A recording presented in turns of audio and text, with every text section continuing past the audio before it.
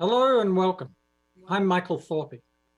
On behalf of CME Outfitters, I'd like to welcome and thank you for joining us for today's educational activity. It's entitled Laying to Rest Challenges in Managing Excessive Daytime Sleepiness and Augmented Reality Experience. Today's activity is brought to you by CME Outfitters, an award-winning accredited provider of continuing education for clinicians worldwide. This activity is supported by an educational grant from Jazz Pharmaceuticals. Today's CME CE activity is also eligible for ABIM mock points. So make sure you engage in today's event. Answer polling questions, submit questions, and provide your feedback. Once you complete today's program, be sure to provide your ABIM ID and birth date in the evaluation. CME Outfitters will submit your mock points. I also want to encourage everyone to join us today on our live Twitter conversation at #SleepAR. We will be monitoring the Twitter feed and responding to your tweets as they come in. One last item I want to note is we're using an enhanced platform today that allows you to save slides, take notes on slides, answer polling questions, and send us your questions. Please look at the tabs on the right of the screen and give us your feedback on the program and our new platform as well. As I mentioned, I am Michael Thorpe, Professor of Neurology at Albert Einstein College of Medicine and the Director of the Sleep-Wake Disorder Center, Department of Neurology at Montefiore Medical Center in the Bronx, New York. I'm also President of New York State Society of Sleep Medicine and past President of the Sleep Section of the Academy of Neurology. I would like to welcome my colleague, Richard Bogan. Rick is President of Bogan Sleep Consultants, Medical Officer of SleepMed, and Director of SleepMed of South Carolina. He is also the Associate Clinical Professor at the University of South Carolina School of Medicine in Columbia, South Carolina, and Associate Clinical Professor at the Medical University of South Carolina in Charleston, South Carolina. Let me review our learning objectives. Our first learning objective is to recognize the burden of excessive daytime sleepiness in patients with obstructive sleep apnea syndrome and narcolepsy. Our second learning objective is to apply the science of sleep to novel treatments for excessive daytime sleepiness so that we can optimize treatment selection. And our final learning objective is to integrate efficacy and safety data into treatment decisions for excessive sleepiness in patients with OSA or narcolepsy so that we can improve quality of life and function. So, Rick, can you give us an overview of excessive daytime sleepiness in OSA and narcolepsy? Yeah, certainly. I'm going to start at the bottom and work my way up. And I have to tell you, I heard a little bit of Carolina in there when you introduced me, so I must be having some influence. So I'm going to start with the bottom because all the patients with narcolepsy are sleepy. I mean, that's what they have. And of course, they have REM dissociative symptoms as well. But when you look at the data, the thing that's most disruptive to the patients, I mean, 88%, and to the physicians, 92%. So they are profoundly sleepy, and we know the challenges in terms of trying to treat these individuals and relieve the effect of the excessive sleepiness. The OSA group is an interesting group because it depends on the cohort that you're looking at and you know what group you're studying.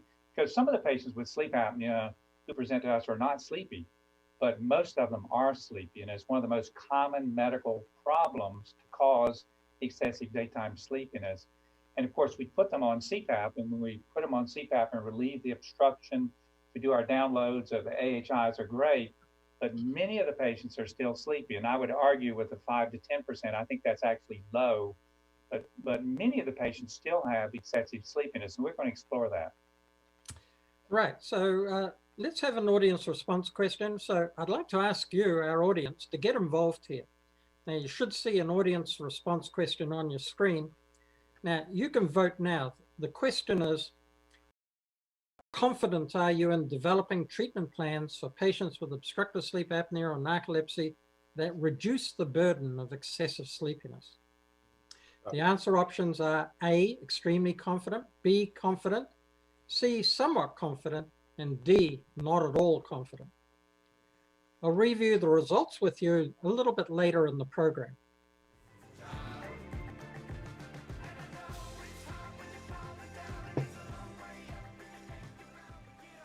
Okay, let's have an animated tour at this point. So let's look at the first animation on the extent to which excessive daytime sleepiness impacts several systems of the human body. Rick, can you give us an animated tour here?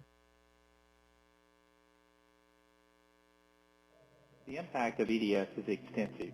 In general, it results in fatigue, spontaneous sleep onset, slow reaction times, frequent napping, and even automatic activity. Specifically, as we see here, EDS exacerbates medical conditions such as hypertension, diabetes, obesity, and cardiovascular disease. Sleep homeostasis has a huge effect in these areas and also impacts immunity. EDS also impacts various psychiatric conditions, including depression, anxiety, coping skills, and poor attention, for example, ADD. Here it is evident that EDS likewise affects cognitive dysfunction, motivation, social and family interaction, as well as workplace productivity. And finally, the impact of EDS also results in neuronal loss, resulting in global and regional atrophy. Okay, so in the animation, we saw how excessive daytime sleepiness impacts various psychiatric disorders. But let's go into that in a little bit more detail. You can see in the slide here that in patients who are excessively sleepy, as shown in the orange bar, the prevalence of depression is much higher than those that are not sleepy. So there are higher rates of depression, and this is seen in a number of different measures, including MCS and SF indicators. So employees with obstructive sleep apnea syndrome or excessive sleepiness are twice as likely to be involved in occupational incidents. And you can see some of the problems illustrated here on the slide. You know, people complain about having brain fog, memory problems, impaired critical thinking, falling asleep throughout the day, poor job performance, strain on relationships, worsened quality of life, increased risk of accidents while driving. Okay, so let's take a look at another animation. So Rick, I wonder if you could tell us about how neurotransmitters involved in the sleep-wake cycle and tell us about their anatomical location so we can better understand how treatments are selectively targeted. Let's take a look at the brain regions promoting sleep and wakefulness and the neurotransmitters involved. Wake-promoting pathways are found in the basal forebrain, from which acetylcholine projects, the tuberomammillary nucleus, housing histamine, the ventral tegmental area, housing dopamine, the dorsal and median raphe, housing serotonin, the locus coeruleus, housing norepinephrine, and the orexin neurons located predominantly in the lateral hypothalamus. Acetylcholine neurons in general are associated with cortical arousal and play an important role in REM sleep. High dopamine tone promotes wakefulness while low dopamine tone promotes sleep. Norepinephrine is one of the main neurotransmitters involved in arousal, and it is important in maintaining normal sleep states. Serotonin promotes wakefulness via the raphe neurons that are active during wakefulness. Serotonin precursors and reuptake inhibitors promote wakefulness. Histamine neurons promote arousal. However, lesions of the tuberomammillary nucleus have little effect on wakefulness. Orexin levels are high during wake. Orexins promote wake and suppress REM sleep. The thalamus is an important relay to the cortex. An important teaching lesson here is that lesions of the posterior or caudal hypothalamus and the rostral brainstem midbrain can cause chronic sleepiness, while lesions of the anterior hypothalamus cause insomnia. Good, thank you, Rick. Now I'd like to ask our audience another polling question. And the question is, how often do you consider mechanism of action when making treatment decisions for excessive sleepiness in narcolepsy or sleep apnea? So A, not at all, 0% of time. B, 1 to 25%. C, 26 to 50% of time. D, 51 to 75%. And E, 76 to 100% of time. Again, I'll share the results of this poll with you later in the program. Please make a choice.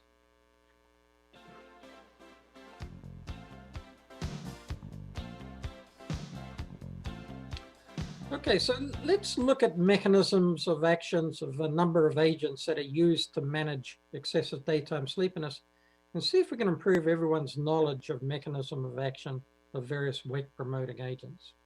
Now, if we look at the traditional stimulants, the methylphenidates and the dextroamphetamines, the amphetamine derivatives, these have high affinity but not non-selective for the dopamine transporter, the norepinephrine transporter, and the serotonin transporter. The wake-promoting agents, such as modafinil and armodafinil, have low affinity but are dopamine transporter selective. Solriamfetol, which we'll be talking about more later in the program, has low affinity but is selective for the dopamine transporter and the norepinephrine transporter. Pitolisant is quite different. It has high affinity, but it's selective for the histamine 3 receptor, and it's an inverse agonist of that receptor. Sodium oxybate has high affinity for the GABA B receptor.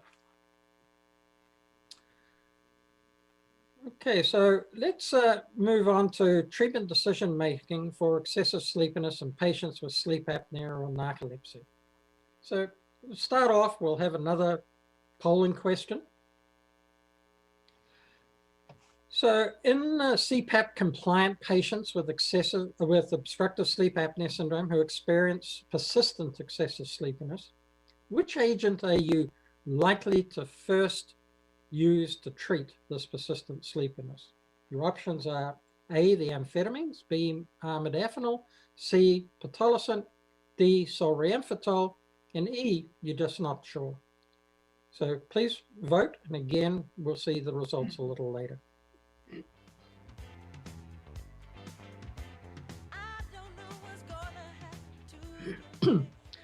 Now, Rick, let's move on to the FDA approved treatments for excessive daytime sleepiness. Can you review these for us? Certainly, yeah. Thank you, Michael. As you well know, interesting looking at these neurotransmitters and looking at these selective aspects of these different medications. You can see the FDA approved ones based on pivotal trial data, modafinil, armodafinil, as you recall. Those are low affinity selective dopamine transporter. They bind to the dopamine transporter. And of course, sodium oxybate has been approved by the FDA to treat narcolepsy with cataplexy or narcolepsy with excessive daytime sleepiness in patients 7 years and older now. It used to be 18 and older, but now 7 years and older. Solriamfetol is a new drug, and we'll explore it some more later on, but it has been approved to treat excessive sleepiness in both narcolepsy and in obstructive sleep apnea patients who are on treatment, on CPAP, and still have excessive daytime sleepiness. Pitolisant was studied in Europe, and we have some of that pivotal trial data, but is approved to treat excessive sleepiness in narcolepsy patients.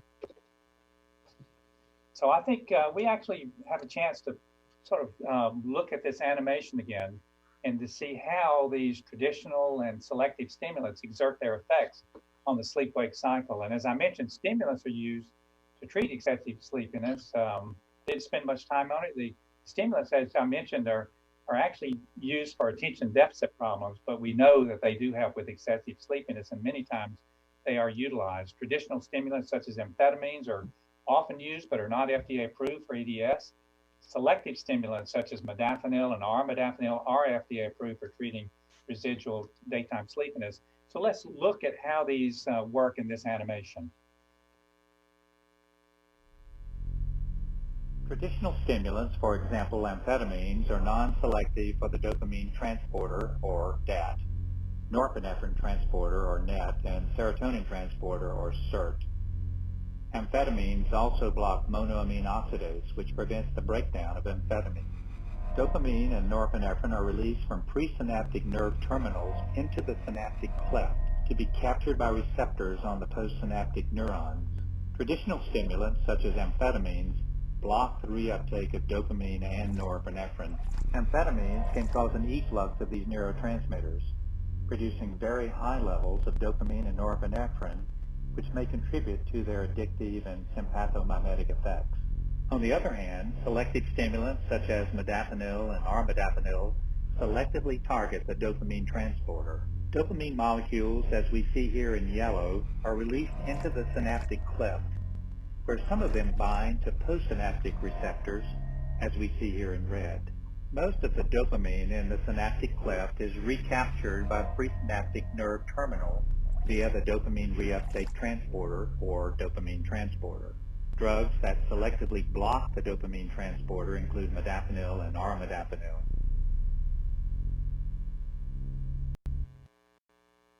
Well, thank you, Rick. Well, we're keeping you, our audience, busy tonight, so we have another question for you.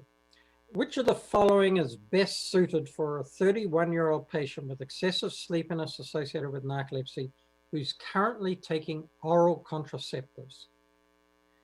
Is the best suited medication A, modafinil, B, modafinil, C, pitolisant, D, solriamfetol, or E, you just don't know?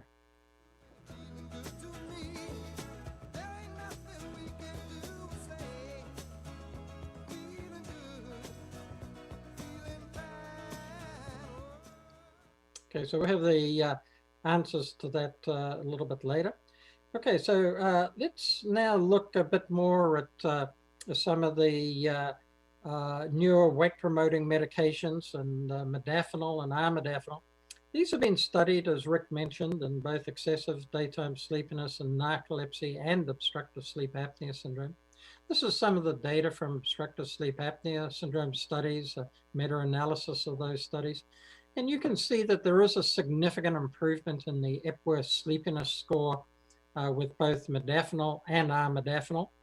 And also, if you look at that objective test of sleepiness, the maintenance or wakefulness test, not a subjective test like the Epworth sleepiness score, but the objective MWT, you can see again that there are significant positive changes in terms of the MWT sleep latency. So let's talk a little bit about safety of these medications. The most common adverse events seen with these medications are headache, nausea, nervousness, rhinitis for some reason, some GI problems, anxiety, dizziness, and sleep disturbance. These are fairly typical side effects that we tend to see in wake-promoting medications because they increase arousal and increase wakefulness. Very often these are common side effects. However, with the modafinil and armodafinil, there are some other side effects which are not so common.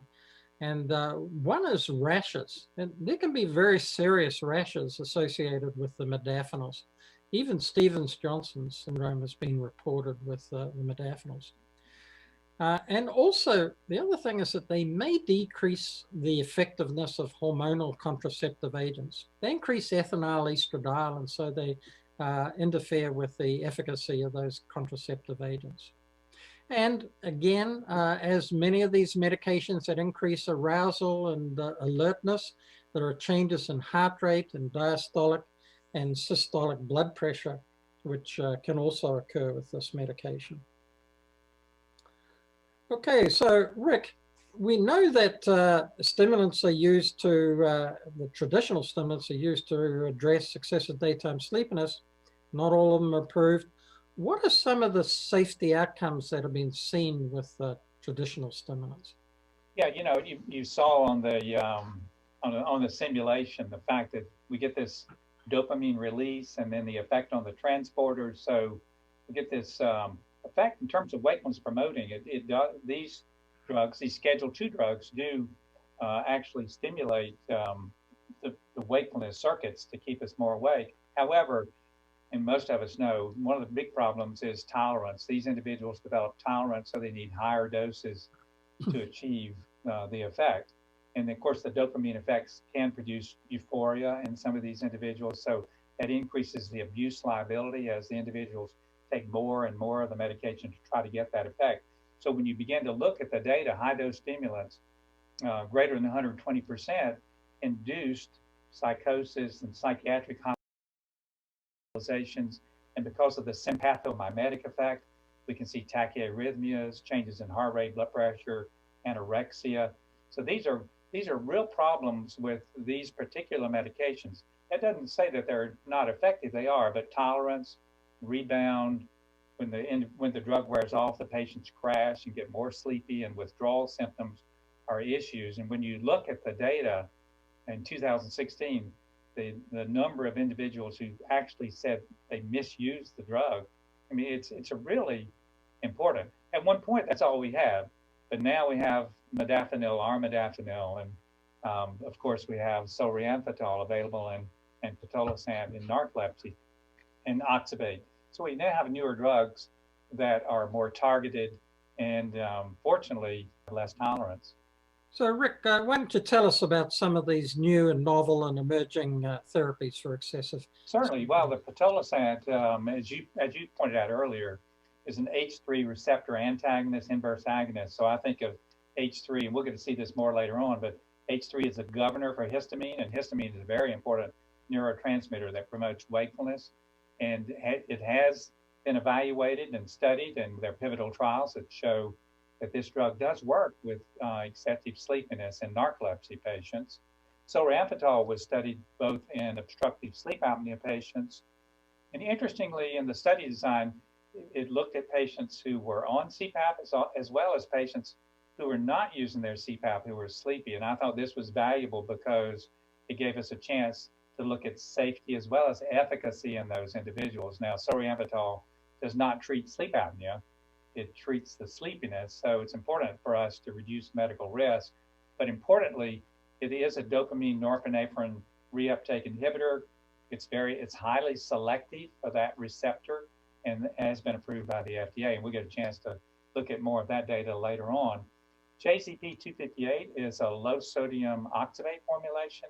Remember, oxybate, sodium oxybate, when you acidify it, becomes gamma hydroxybutyrate, and gamma hydroxybutyrate appears to be a GABA B receptor modulator. So it inhibits certain of the awake circuits, particularly dopamine and norepinephrine, most likely based on animal studies. So it I tell my patients, it's kind of like turning the lights off. In other words, you go to sleep, and then when it wears off, the lights come on brighter. So the patients tell us when they respond that they wake up more easily and they are more alert during the day. And of course, it does help with the REM dissociative symptoms, particularly at this point, cataplexy, and has been studied in the pediatric population, so age 7 and above. The JZP-258 is a different cation, so there is a 92% reduction in the sodium intake. So if you take sodium oxybate, get a fairly high sodium load, 1.6 grams of sodium when you're on 6 grams. So this is a low sodium preparation, and we'll get to see the data on the efficacy in just a moment. Of course, there is some study of a long-acting preparation. It's sort of a suspension with a modified release, and this has been studied and is now, that study has been completed, and the data will be submitted to the FDA for their consideration. Once a night dosing of sodium oxybate. Good, thank you, Rick.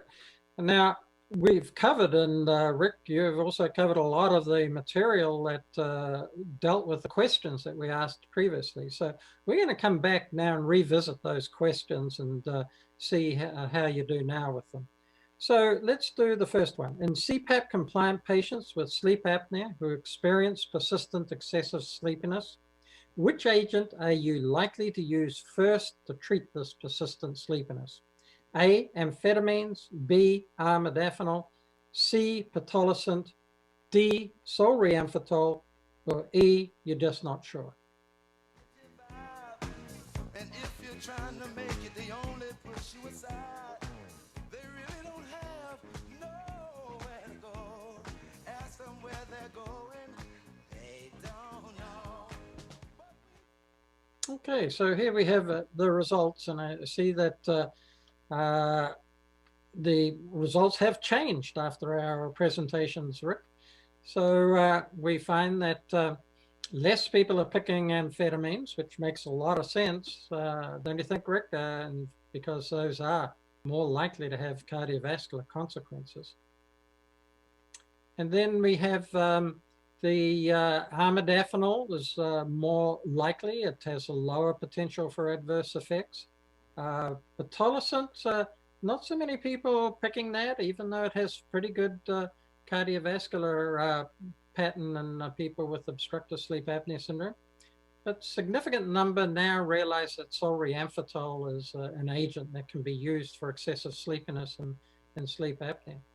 And Michael, we have to remember that, of course, pitolisant is not approved by the FDA for OSA. Sleep apnea, that's right, of course. Yeah. And it's good to see, look how many people, Rick, have changed from being not sure about which agent to having a much better idea about what they should be using. Okay, so let's move on and let's look at another animation. So Rick, can you tell us about solriamfetol in a little bit more detail as a novel therapy for excessive sleepiness in both narcolepsy and sleep apnea? Explain to us how it works. Solriamfetol is the first and only dual-acting dopamine and norepinephrine reuptake inhibitor approved by the FDA that is specifically indicated to improve wakefulness in adults with excessive daytime sleepiness associated with narcolepsy or obstructive sleep apnea. The reuptake of dopamine and norepinephrine is blocked at dopamine transporter and the norepinephrine transporter. As we see in these dopamine and norepinephrine synapses, both the dopamine transporter and the norepinephrine transporter draw their respective neurotransmitters back into the presynaptic terminal, where it can be repackaged into vesicles. So what is the clinical impact of this different mechanism of action? Drugs that block both the dopamine transporter and the norepinephrine transporter, such as solriamfetol, produce a different wake-promoting effect than simply highly effective dopamine transporter inhibitors. This mediation through the inhibition of dopamine and norepinephrine reuptake is thought to be the mechanism by which solriamfetol produces its potent wake-promoting effect and improvement in subjective symptoms of excessive sleepiness, as well as maintaining its clinical effectiveness after several months of use.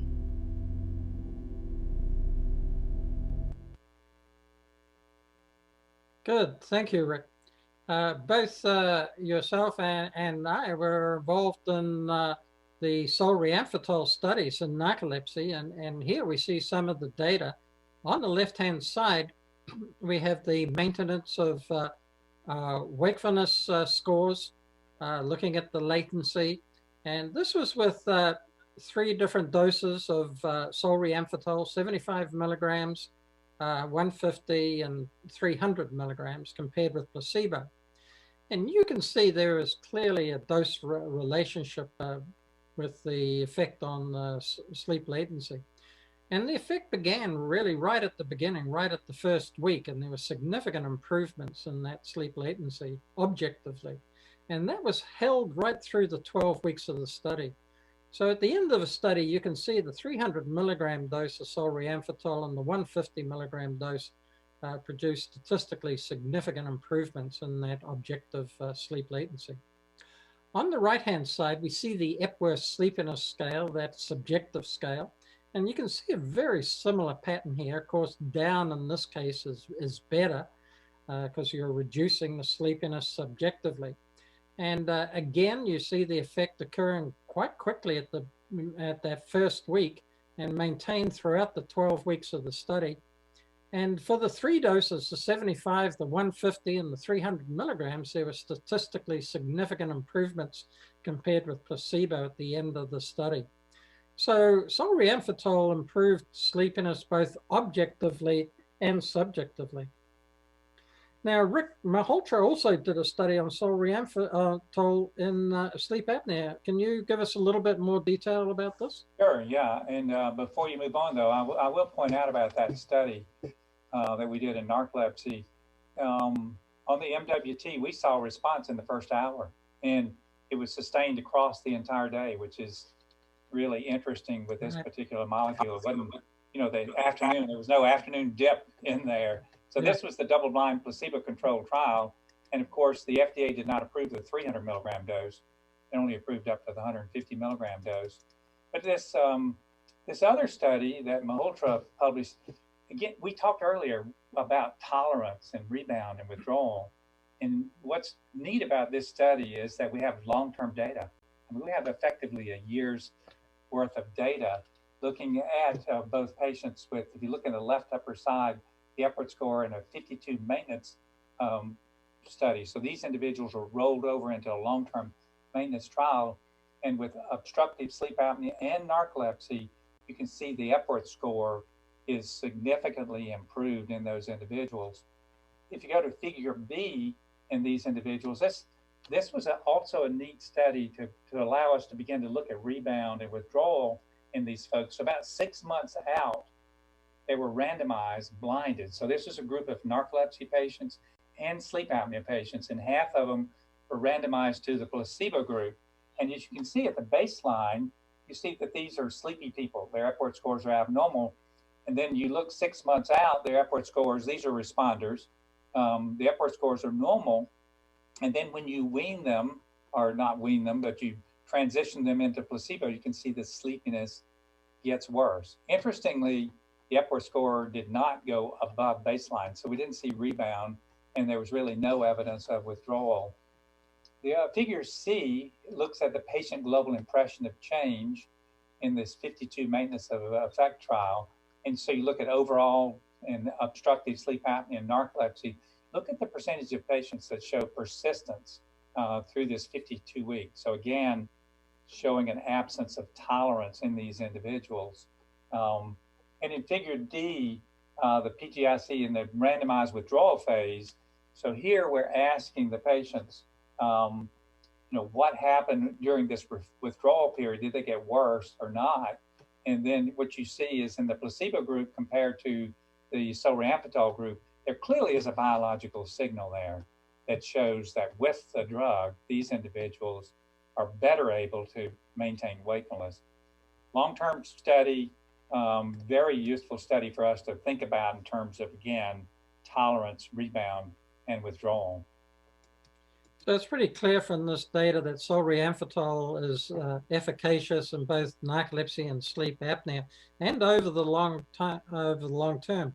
But how about safety, Rick? Tell us a bit about safety of solriamfetol. Yeah, again, this is a centrally acting drug, so it's activating these awake circuits, and based particularly upon Schedule II stimulants. Yeah, we're worried about heart rate and blood pressure effect, but when you look at these individuals in terms of the effect on heart rate and blood pressure, there really wasn't a strong signal there. I know in the pivotal trial data where we had ambulatory blood pressure monitoring, there could have been a few outliers in terms of the effect, and we do want to monitor blood pressure, but that second bullet point there, at 8 weeks, there was no increase in the percentage of non-dippers. And as you well know, when you go to sleep and you wash out sympathetic tone, your heart rate and blood pressure drop, and there was no evidence, and there was no clinical evidence of significant increases in systolic, diastolic blood pressure, heart rate, or mean arterial pressure with this. In the first bullet, which I skipped over, in the 24 patients with narcolepsy 2 hours post-dose, it produced improvement in driving. So these have been driving simulators, or actually in the car driving, lane drift was less. So obviously we're worried about fatigue-related accidents, and here was a signal that demonstrated safety from that perspective. And then again, unlike modafinil, armodafinil, and pitolisant, solriamfetol does not affect birth control. It's excreted in the kidneys. And so it does not have any effect on birth control.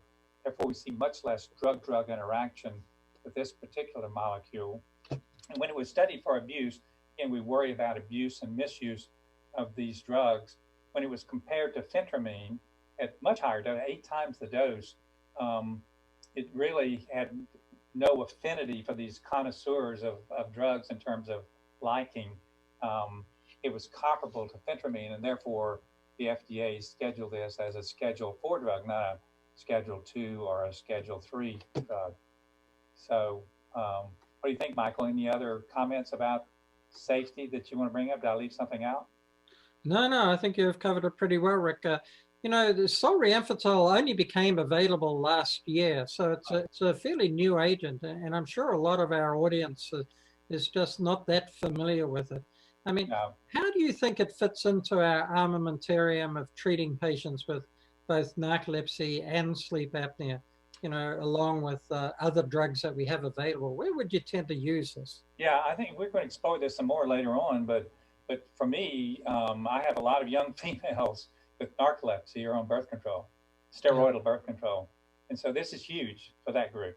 Because Yeah, I would agree. I think that you know, those younger females, the fact that a number of the drugs, and you've mentioned a couple of them there, the modafinils and pitolisant that affect the oral contraceptive agents, that's a pretty big concern for a lot of young women. So yeah, it is one big advantage of solriamfetol.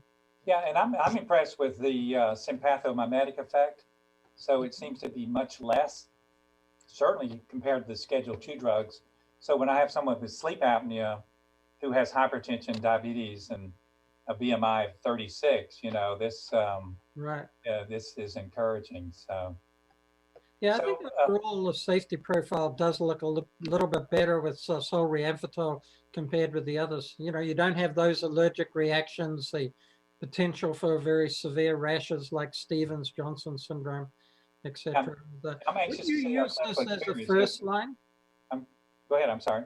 Would you use this as a first line drug? Would you start off with this, or would you sort of add this in after patients have been treated with other medications? Yeah, you know, when I've used a lot of modafinil, armodafinil in the past and still do. But when I look at the effect size, remember you looked at that efficacy data on the double-blind placebo-controlled trial, and I see the effect size on the MWT and the Epworth score, that impresses me. So I'm very comfortable using this as first-line therapy in patients with narcolepsy and obstructive sleep apnea. Of course, I haven't abandoned modafinil or armodafinil. I certainly use them as well, taking into account, again, efficacy. These patients are sleepy. I want to try to help them as much as I can. I'm sure we could talk a lot more about solriamfetol, but time is against us, so we must move on. Yep. So let's go to another animation. Rick, can you tell us a little bit more about pitolisant, which is, again, another new therapy that's approved for excessive sleepiness, only in narcolepsy, but not in sleep apnea. Tell us a bit more about it. Histamine is a wake-promoting neurotransmitter that helps to stabilize sleep and wakefulness and is modulated by orexin. Pitolisant is a highly selective histamine H3 receptor antagonist, inverse agonist, that works by increasing levels of histamine in the brain. Its main action is mediated at a presynaptic level through activation of histaminergic neurons in the brain, showing both the increase in histamine synthesis and release by inhibiting the H3 receptors in the presynaptic site. Histaminergic neurons are involved in a large variety of functions, including wakefulness, attention, and memory. Pitolisant promotes histamine release. Pitolisant also modulates the release of various neurotransmitters involved in wake promotion in the brain, such as dopamine, norepinephrine, and acetylcholine. So, Michael, you know a lot about pitolisant. Share some of the efficacy data. Okay, well, if we look at this study, this is a study over a 12-month period. So it's a long-term study with pitolisant. You know, again, pitolisant is FDA approved for treatment of sleepiness in narcolepsy, and this is looking at that subjective Epworth sleepiness scale. And you can see that there is improvement in the dark red graph here compared with control. And that persisted over the course of the 12 months of the study. So it shows again that this is an effective agent for sleepiness that can produce a persistent effect. And if we look at the efficacy in sleep apnea, now, of course, it's not FDA approved for sleep apnea, but there have been studies that have been done in sleep apnea. And I think the easiest way to follow this fairly complex illustration is to look at the p-values on the right-hand side, and you can see which ones are statistically significant. So the final Epworth sleepiness score in this study with sleep apnea was statistically significant with pitolisant. There's a Leeds sleep evaluation questionnaire. Probably most people are not that familiar with it, but this looks at nighttime sleep and the daytime consequences of it. And again, a higher score is better. So you can see that there's a significant improvement there in the global LSEQ score. And then in the clinical global impression score improvement, there was significant improvement at the end of the double-blind treatment period with pitolisant and sleep apnea. So if we look at the safety data, so, again, those typical adverse events are relatively common with these alerting medications that improve sleepiness, nausea, insomnia, anxiety. But with pitolisant, one of the concerns is it does tend to prolong QT interval. That's something that people need to be cautious of, particularly if patients are taking other drugs, for example, clomipramine for other reasons, and or even for narcolepsy. Some people take clomipramine. So that increases QT interval in combination with pitolisant. That would be of concern. And as we've discussed already, it reduces the efficacy of hormonal contraceptives. It's metabolized in the liver, so will increase the metabolism of ethinyl estradiol. But overall, in a study of 303 patients with narcolepsy, it was pretty well tolerated and fairly safe medication, and has a lower abuse potential compared with some of the other drugs. And in fact, it's a non-scheduled drug for that particular reason, because it does have that good abuse potential rating. So let's move on and ask another question for our audience. This is one again that we showed earlier. So we'll have the pre and post results here. So which of the following is best suited for a 31-year-old patient with excessive sleepiness associated with narcolepsy who's currently taking oral contraceptives? Is it A, armodafinil, B, modafinil, C, pitolisant, D, solriamfetol, or E, you just don't know?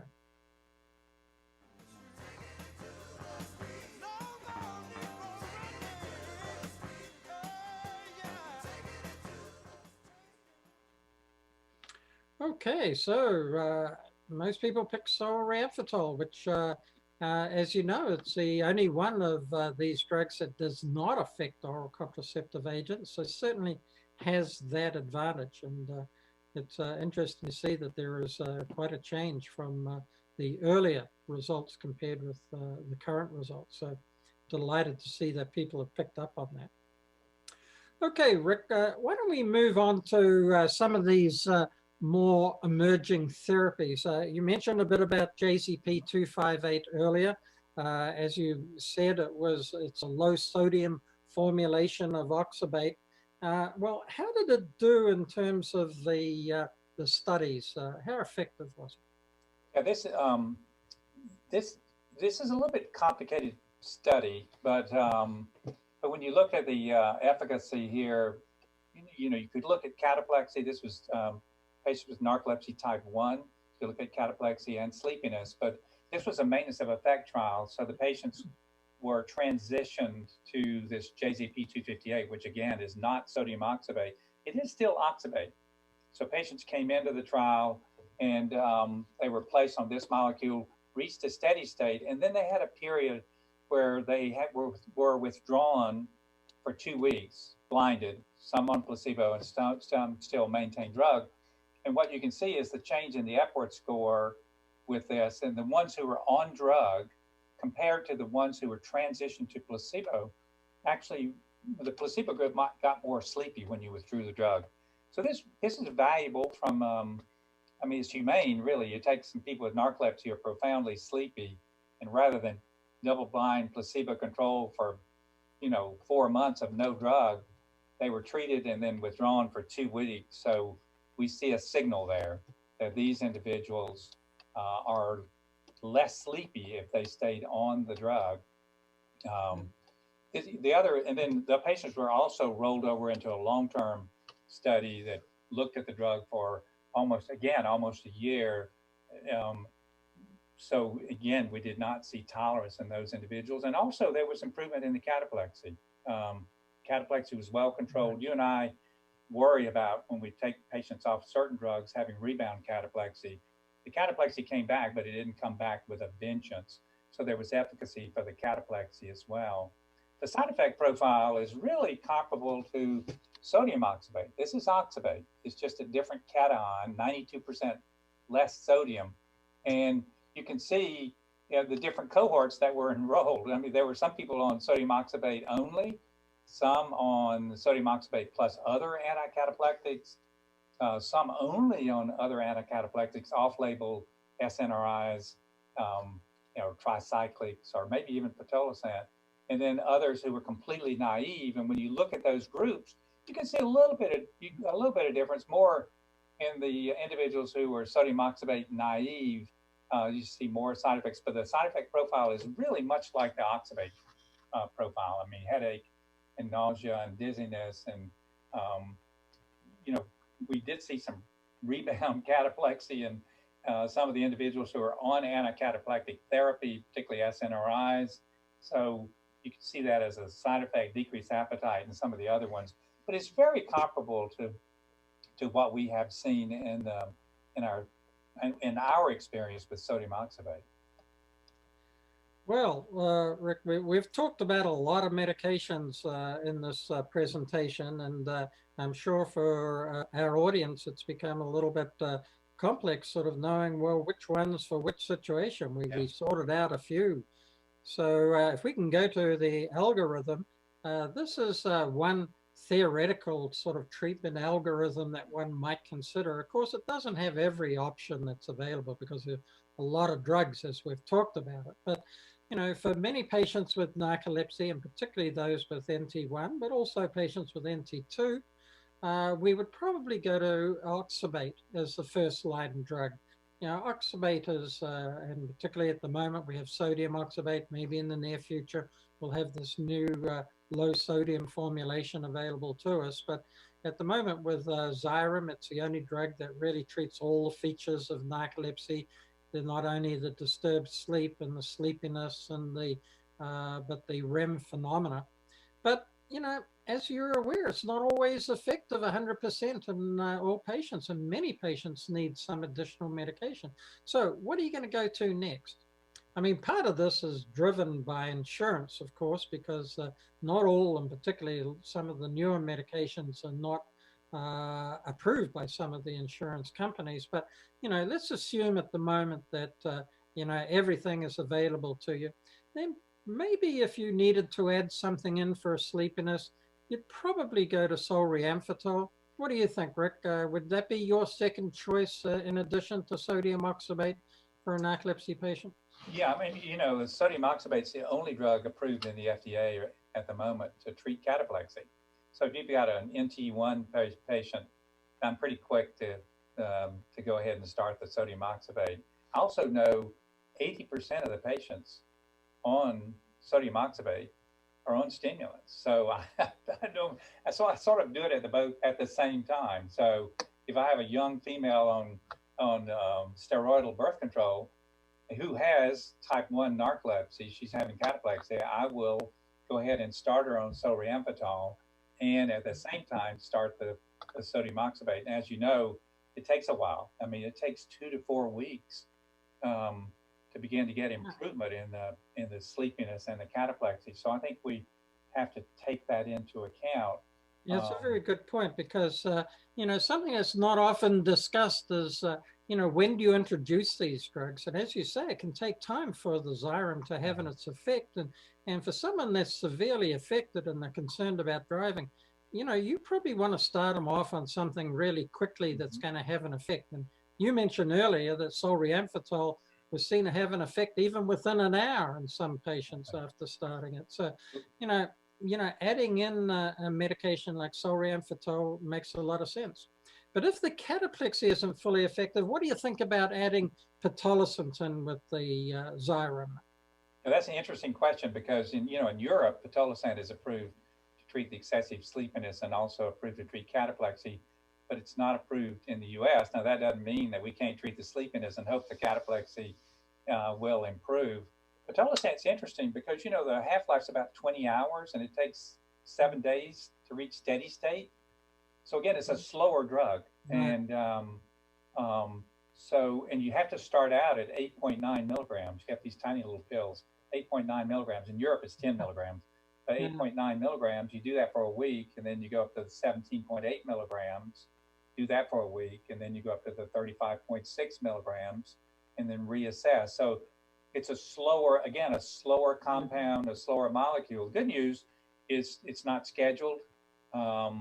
The other good news is, especially based on the European experience, is pitolisant's been used with lots of different medicines. I mean, it's been used with sodium oxybate, it's been used with modafinil, and so it doesn't mean it's just one drug. I mean, polypharmacy with pitolisant is actually not unusual, and it's a little confusing for people because pitolisant is only approved in the USA for sleepiness, but we know from the European studies that it is effective for cataplexy.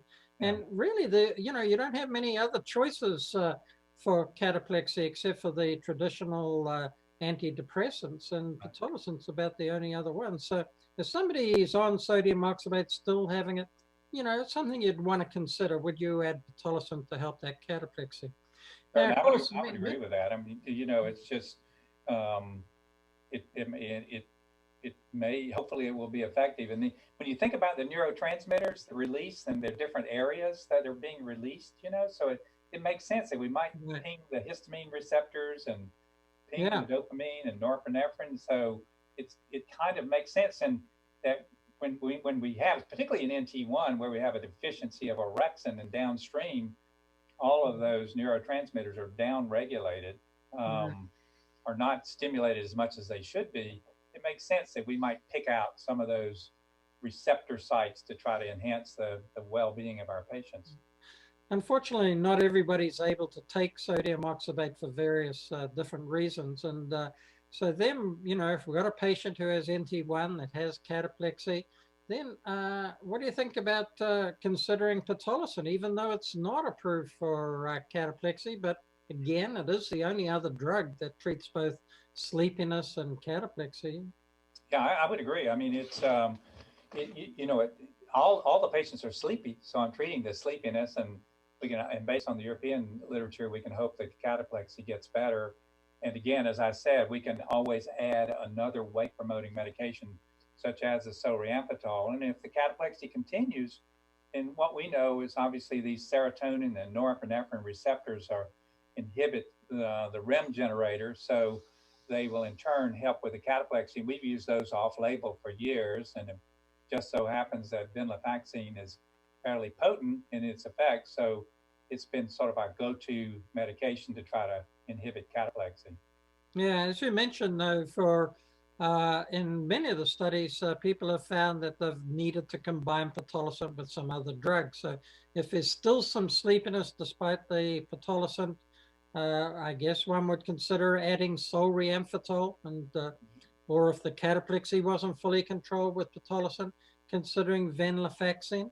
You do need to be a little careful about pitolisant, adding it with other antidepressant medications, and may want to follow those patients a little more closely. But, that combination, pitolisant plus venlafaxine, may be very effective for cataplexy. Yeah, I think that's more worrisome with paroxetine, because pitolisant is metabolized, as you said, in the liver, primarily through the 2D6. And if you have someone who's a low 2D6 metabolizer, or if you use a drug that inhibits 2D6, such as paroxetine, then you may get higher pitolisant levels, primarily because it's metabolized through the 2D6 pathway. We really haven't mentioned much about modafinil, armodafinil. I certainly have not given up on those.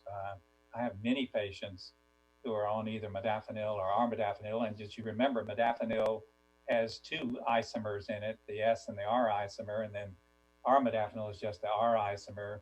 So there's some difference in terms of PK exposure, but we certainly use those drugs. But again, metabolized through the liver, so it is a 3A4 inducer, and you have the issue with the birth control pills. Right. Now, if you can't take sodium oxybate and you can't take pitolisant, where do you go then? I mean, certainly if you would use solriamfetol probably as your first line for excessive sleepiness, and then if you have to treat the cataplexy, then you would probably add in one of the norepinephrine reuptake inhibitors, again, such as venlafaxine. Right. So there are a lot of treatment options, and as you've mentioned, we may need to use modafinils in conjunction or as alternatives to some of these options. Okay, so I think we've come to the end of our program, and as you realize, the burden of excessive sleepiness is vast, encompasses reduced quality of life, impaired cognitive function, poor workplace performance, mood changes, and affects cortical functioning. And there are limitations with the long-time first-line therapy, such as the traditional stimulants in particular. And so there is a need for new therapies and drugs with different mechanisms of action. And that's what we're starting to see become available here. As we've talked about it, sodium oxybate is effective for all the main symptoms of narcolepsy and has really become a mainstay medication for the treatment of narcolepsy, particularly NT1 narcolepsy. And solriamfetol is relatively new, but it clearly improves sleepiness associated with narcolepsy and sleep apnea. And for many patients, it may be the only drug they need to control their sleepiness. But targeting histamine pathways is another alternative as well for patients. It's clearly been shown to be efficacious. So let's finish with another audience response question, one that we've had before. So now, how confident are you in developing treatment plans for patients with obstructive sleep apnea syndrome or narcolepsy that reduce the burden associated with excessive sleepiness? Do you feel now extremely confident, somewhat confident, or not at all confident? Please make a choice.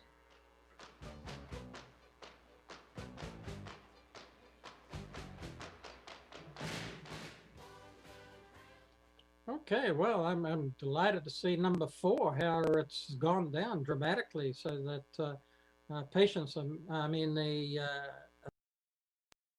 audience is far more confident in their choices, and so very pleased to see that. Okay, let's have another question. How often do you consider mechanism of action when making treatment decisions for excessive sleepiness in narcolepsy or sleep apnea? A, never. B, 1 to 25% of time. C, 26 to 50. D, 51 to 75. Or E, nearly all the time, 76 to 100% of time.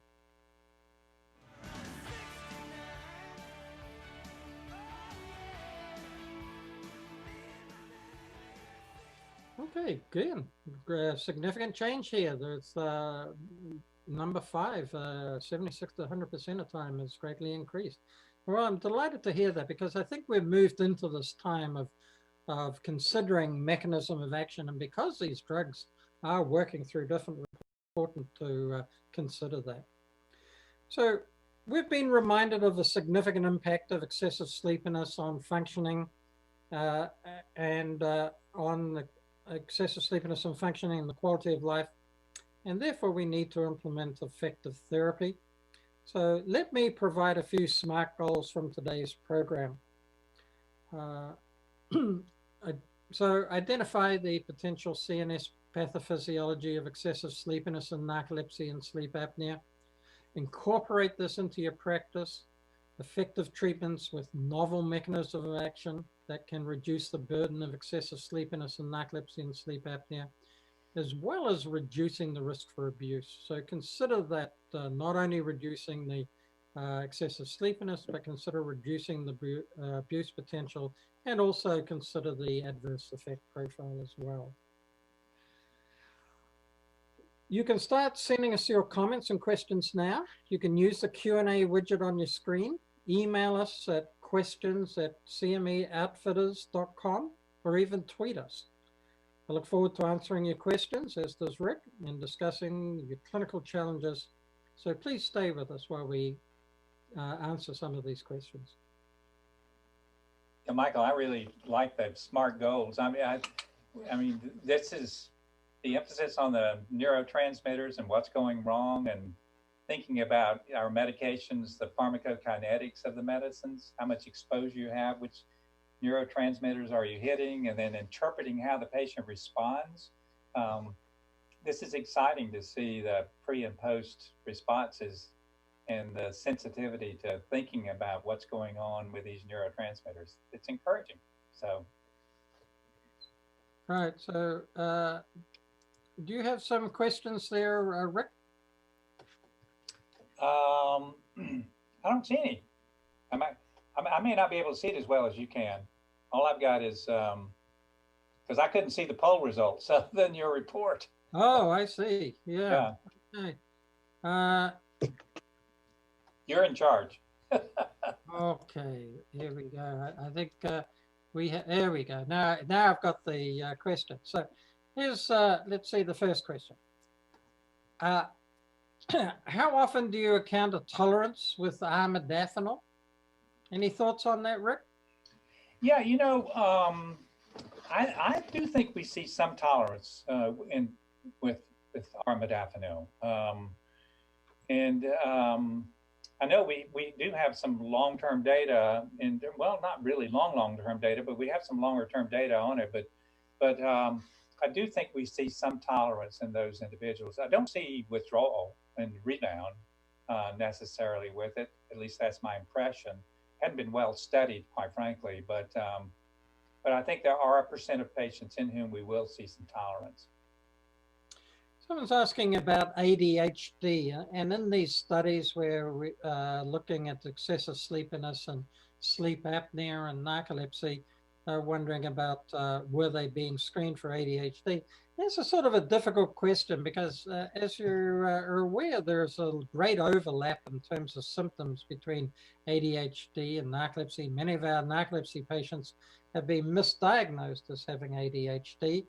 And many of them carry both diagnoses, and it's not clear, you know, what the role of one versus the other is. So I would say that, you know, virtually most patients that have significant sleepiness have some ADHD type symptoms, but I don't know that they're clearly everyone with some ADHD features is eliminated from these types of studies. What do you think, Rick?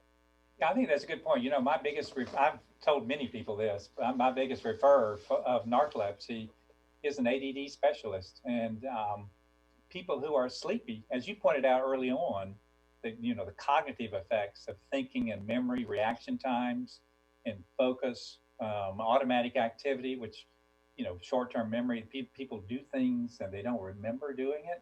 So many times they have ADD features, but it's because of the sleepiness.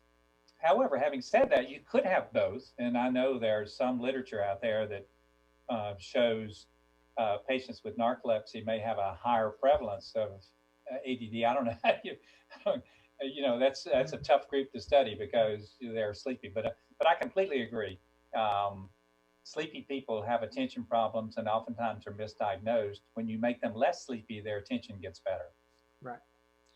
I have several questions that came up here about the elderly and the use of medications treating narcolepsy.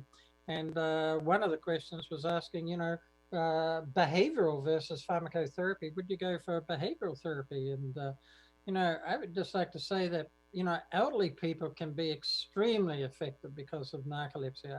I recall one elderly patient that came to me and I saw her for the first time, and she was in her early 80s, and she was just having continuous cataplexy in the office. I mean, she was just not treated. So I think whoever was treating her was thinking that maybe she was too old to take medications for narcolepsy, but she was severely impaired.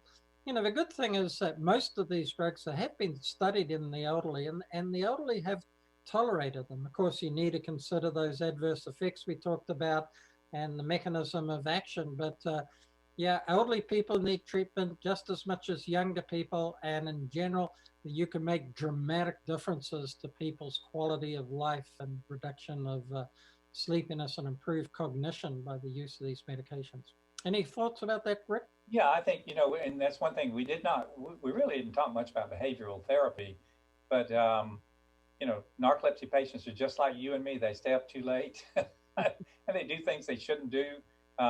So I think, understanding circadian process, sleep-wake processes, the fact that your own neurotransmitters are doing different things at different times of the day and timing those with when you give the patient's medication will improve the efficacy of the medication.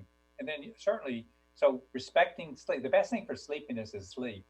So respecting the circadian process, timing of their medications, strategic naps, as you well know, particularly narcolepsy patients are really good at taking strategic naps. In fact, I saw a fellow the other day. This is amazing. I mean, he would sleep all night, had a really good sleep hygiene, but he basically would take 3 naps a day. He was in the military, interestingly. He would take 3 naps a day, and then after the naps, he did all right for a few hours. Then he'd take another nap, then he'd do all right for a few hours and take another. And now he's getting ready to go out into a new job, and he can't take a nap in the daytime. So it's amazing he could get by taking those strategic naps. But and that can be very beneficial, as you well know. Sure. Now, there's a question here about the sleep apnea patients and the treatment with these medications. And, I think one does have to be very careful about the use of alerting medications in sleep apnea patients. In the past, of course, we only had the traditional stimulants available to us, but I think now with the options we have available that they certainly are not first line treatment at all, and maybe shouldn't even be considered because they do have adverse cardiovascular effects, which you just do not want in your sleep apnea patients. So you're going to go to a drug that is not going to have any effect on cardiovascular issues, because that's one of the major concerns in sleep apnea because of the high incidence of cardiac arrhythmias. So, you would want to be a little careful and be about the QT interval situation. So you would want to see if a patient has a normal EKG and doesn't have any QTC interval prolongation or is not on other drugs doing it. So you'd be considering that. What do you think, Rick, about drugs for the sleep apnea patients and the risks of treating them? Yeah, I think, and obviously they have comorbidities, particularly cardiovascular comorbidities. So we want to make sure that they're in a stable state. Their blood pressure is well controlled, and if they do have any kind of arrhythmias, that those are adequately controlled. But certainly modafinil, armodafinil, and solriamfetol are very reasonable choices. They are approved by the FDA, and we don't see that much heart rate and blood pressure effect. It's still important for us to monitor because there could be outliers in unusual sensitivity to the drug. So we want to follow them along and make sure that their heart rate and blood pressure do okay, and obviously monitor for other CNS side effects in terms of anxiety or headaches or dizziness or this sort of thing. But these drugs are now available. And I think the point I mentioned cohorts earlier, the prevalence of excessive sleepiness in adequately treated patients is fairly high. And it's north of 10%. It may be as high as 20%, really.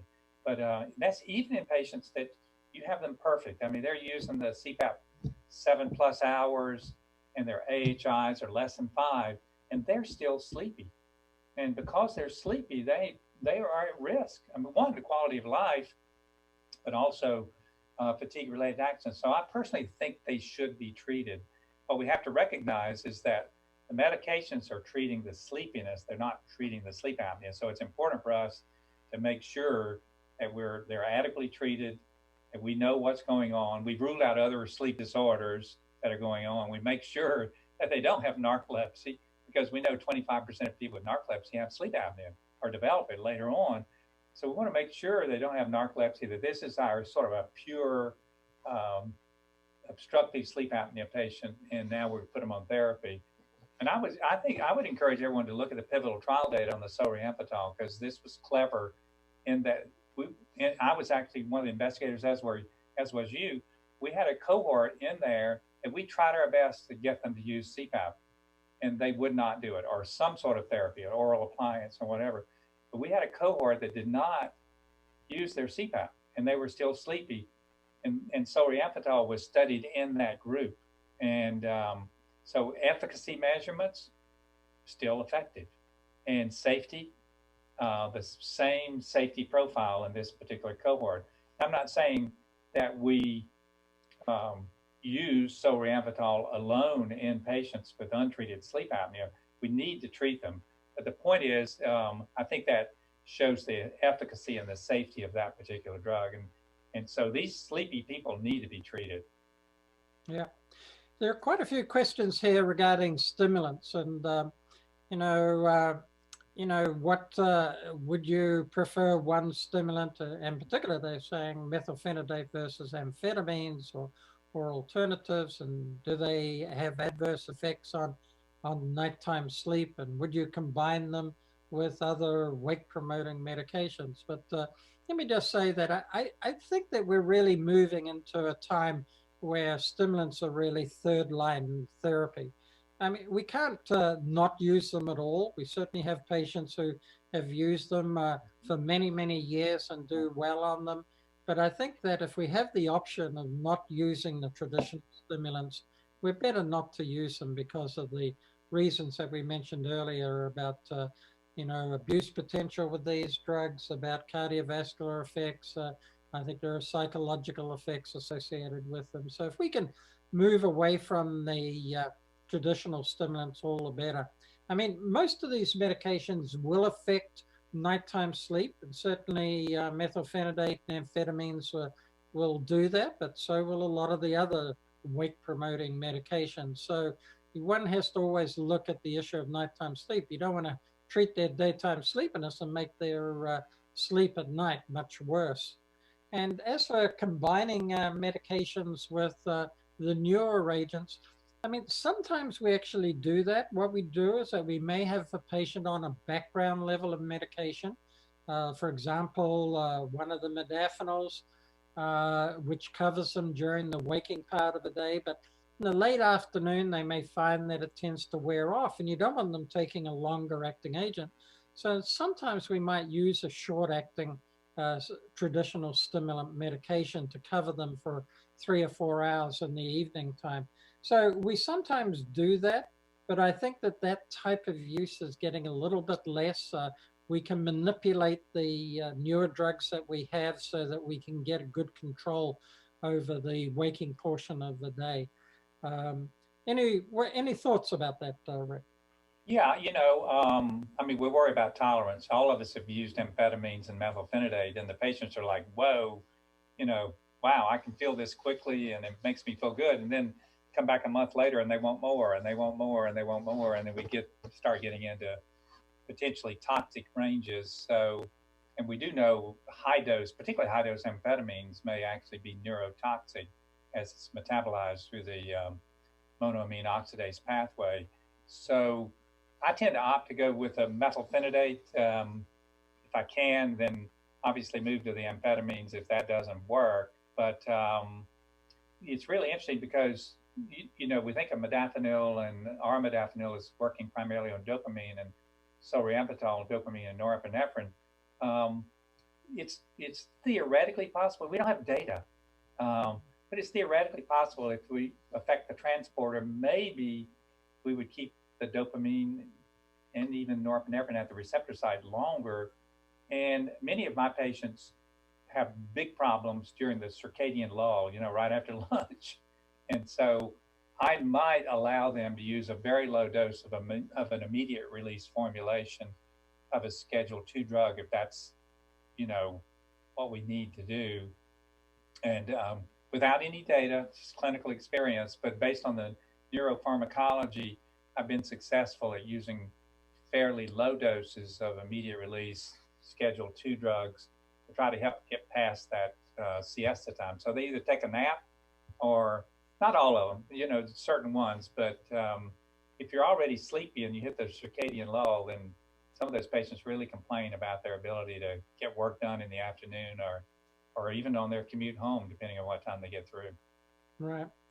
Someone is asking about the JZP drug, the 258. Right. And they're wondering whether it's a better option for patients with cardiac disease. And as you mentioned, Rick, it does have 92% less sodium than sodium oxybate. And so there's less sodium load. And we know that sodium load is a concern for a number of cardiovascular issues and metabolic issues. And so the overall thought is that, going forward, that having less sodium is probably an advantage. And I think there's more data coming out all the time about the detrimental effects of extra salt or extra sodium in cardiovascular patients. But the question is really, what do we know about the actual data? And unfortunately, we're pretty light on data because the studies that were done, of course, the focus was on the efficacy and the safety profile of it. The safety profile looks good with the low sodium formulation of oxybate and is not too dissimilar to that of regular sodium oxybate. But specifically looking at cardiometabolic issues hasn't really been studied in such detail as yet. Have any thoughts about that, Rick? Yeah, I thought it was interesting. The sodium oxybate group was transitioned almost to the same dose as this particular molecule. So it's the oxybate. There might have been some small tweaks, but pretty much close to the same dose. Blood pressure was not a signal that was followed closely, but the good news is that there were no blood pressure signals in terms of increase in blood pressure with this particular molecule. So, and then the other is, it's when you're on therapeutic doses of sodium oxybate, you're getting, over a gram, 1.6 grams, and that's beginning to approach what you should be eating every day, if you know what I mean. So, and of course, the effect of a high salt diet is a long-term effect.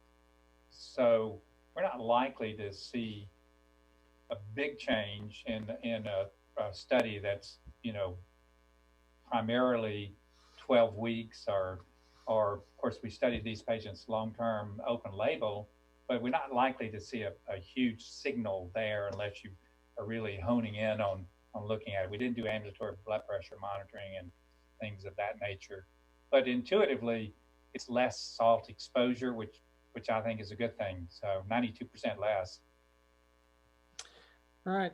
So we have a question here about solriamfetol, and it has, as we mentioned, it has norepinephrine reuptake inhibition effects, and people are asking, would it have antidepressant effects? And what do you think about that? We know that patients with narcolepsy have fairly high rates of depression. I mean, could this drug have some benefit on depression as well? Or do we have any data at all, Rick, on antidepressant effect of solriamfetol? No, I don't think we have any on the antidepressant effects. There's norepinephrine and there's norepinephrine, so it kind of depends on where it is in the brain. And we think of the solriamfetol as really, more in the wakefulness promoting areas. But there's really no data on depression. And what we do know is that when patients are less sleepy, their coping skills are better, and we can see improvement in terms of mood, but it's not considered an antidepressant effect. So we saw quality of life improvement. We saw workplace performance improvement. So there were some measurements in terms of these quality of life measures that showed improvement, but not specifically oriented toward a depressed patient. Yeah. Someone was asking about cataplexy, and I think that's important. I mean, we've talked a lot about these medications and patients with narcolepsy, but if you don't recognize cataplexy, you may not recognize that they have narcolepsy. So let's just talk a little bit about cataplexy. You know, the definition, which the question was specifically about, is that it's an emotionally induced muscle weakness. So that when somebody gets emotional, they will tend to get some weakness. And traditionally, we've tended to emphasize the worst cases where people will laugh or get very angry and they'll fall to the ground because they just lose muscle tone in their legs. But we recognize that there is a whole range and spectrum of severity of cataplexy, and even pretty mild, what seems mild compared with falling to the ground, cataplexy can be disabling for patients. And so it may be something relatively small, and it's something that physicians can pick up in their office if they're looking at a patient who has narcolepsy that has a little bit of emotion. They may see the head drooping a little bit, the face flattening. They may see the voice or hear the voice starting to quiver a little bit and slur. And that may be about the only manifestation of cataplexy. The patient, of course, would be sitting down, and so you're not going to see them fall to the ground with this, but just looking at the head and the neck, you very often can diagnose fairly subtle cataplexy in some patients, and that can be helpful for the diagnosis. But in general, unless somebody has very profound, severe cataplexy with a good history of emotion causing them to fall to the ground, it can be really quite difficult. And it's something you have to really re-explore a number of times with your patients. You can't ask them once, do you get emotional and get weak? You've got to, every time you see them, come back and say, look, have you noticed anything different since we last spoke in terms of your response to any emotional situation? Not uncommon, patients will deny cataplexy initially, and then when they come back several weeks later, say something like, well, you know, I've been thinking and paying attention to what you mentioned, and I do notice that whenever I get emotional, I get this sort of drained feeling, and I, you know, am much more comfortable if I can find a chair and sit down, or just have to wait a few seconds, and then this feeling goes away. And that may be, you know, the features of the cataplexy. You got any particular tips regarding cataplexy, Rick? Yeah, no, I think you were spot on. And the interesting thing is it's short. I mean, it's typically less than 2 minutes, sometimes even shorter than that. And if the patients, you know, block their emotion, it goes away. And they quickly learn that intuitively without really knowing what it is. They just recognize that they're melting, and, you know, they tell a funny joke and they feel briefly unstable and the knees buckling, or they have trouble getting the words out, or they drop things, and they'll block the emotion. And they learn that very, very quickly over time. But I'm going to seize upon this opportunity to go back to our animation, which we didn't emphasize probably enough, is that certainly in type 1 narcolepsy, these individuals are orexin deficient. And when they're orexin deficient, then the downstream stimulation of all those neurotransmitters, dopamine, norepinephrine, acetylcholine, and histamine, and serotonin, all those are downregulated because of the deficiency of the orexin. And the awake circuits inhibit, not only inhibit or stimulate wakefulness, but inhibit sleep, and it inhibits dreaming. And so the narcolepsy patients tend to have REM dissociative symptoms. So, you know, Michael, you and I've talked before about vivid dreams. They dream quickly, and that's why we use the multiple sleep latency tests and 2 SOREMs, or 15-minute REM latency on the PSG, because the REM generator is disinhibited, and they have these dissociative REM symptoms. So vivid dreams and sleep paralysis, or hypnopompic or hypnagogic hallucinations. And of course, cataplexy represents a REM dissociative symptom that occurs in the awake state in these individuals. So when you go back to that animation, it begins to make sense in terms of how we approach these patients therapeutically. And like you, it's amazing so many of the patients, I ask them about it, and sometimes I'm in a hurry, and I say, "Do you have episodes of muscle weakness associated with strong emotions such as laughter?" And they look at me like, "What?" You know. So you do have to ask them. Every sleepy patient in your clinic, I think it's fair to ask about cataplexy. And then the other thing is, as you pointed out, as you follow patients along, continue to ask them about it because they may develop the sleepiness, and then the cataplexy may develop later on. And I've had that happen to me and some of my patients, and as you said, then sometimes they learn, they recognize that, wow, I didn't know that was cataplexy. Yes, it is cataplexy. Yeah, a question just came in. Somebody was asking about pseudo seizures and said, is cataplexy pseudo seizures? Well, I think they're quite different. In pseudo seizures, the patients that look as though they're having a seizure or epilepsy, and very often it is produced by psychological factors, but it's quite different to cataplexy. When a patient has a cataplectic episode, you know, one of the things that you can do is, if a patient actually falls to the ground and they look as though they're unconscious, you ask them to remember 3 words and give them 3 words.